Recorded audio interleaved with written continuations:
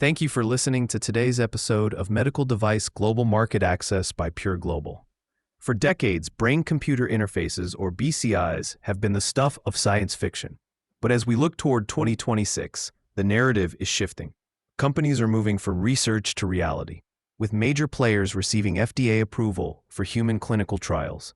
This isn't just about technological possibility anymore. It's about commercial viability. But before neurotechnology can become a mainstream medical category, the industry must navigate four critical challenges that will define its success or failure. The first is demonstrating clear clinical utility and securing physician adoption. A device must offer a significant benefit over existing treatments. We can learn from the cautionary tale of the Argus II retinal implant. While a scientific marvel that restored partial vision, it ultimately failed commercially. The reasons were complex, including high manufacturing costs, a very small patient population, and the immense challenge of convincing surgeons to adopt a completely novel and complex procedure. This demonstrates that technical success does not guarantee market access. The second and perhaps largest hurdle is reimbursement. Who will pay for these life-changing but expensive devices?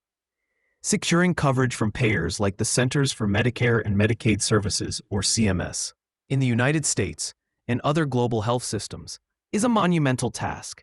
Companies must provide extensive data not just on safety and efficacy, but on cost-effectiveness. Without a clear path to reimbursement, even the most groundbreaking BCI will remain inaccessible to the patients who need it most. Third, we must address the profound issues of privacy and data security. Neural data is the most intimate information imaginable, potentially revealing our thoughts and intentions. As governing bodies like the U.S. Government Accountability Office have highlighted, robust frameworks are needed to manage data ownership, prevent misuse, and secure these devices from malicious hacking. The data privacy laws emerging in states like Colorado are just the beginning of a long and necessary conversation about how to ethically handle this sensitive information. Finally, the industry must establish clear protocols for patient consent and long-term support. Informed consent for an experimental invasive brain surgery is complex.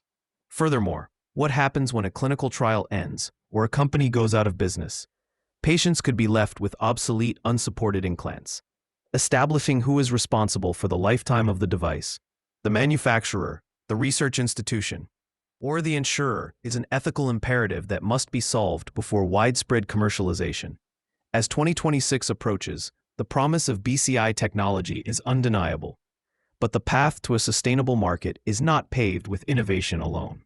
It requires a concerted effort to build the clinical, financial, and ethical infrastructure needed to support it. If your company is navigating the complex regulatory and market access challenges for innovative medical technologies, Pure Global can help.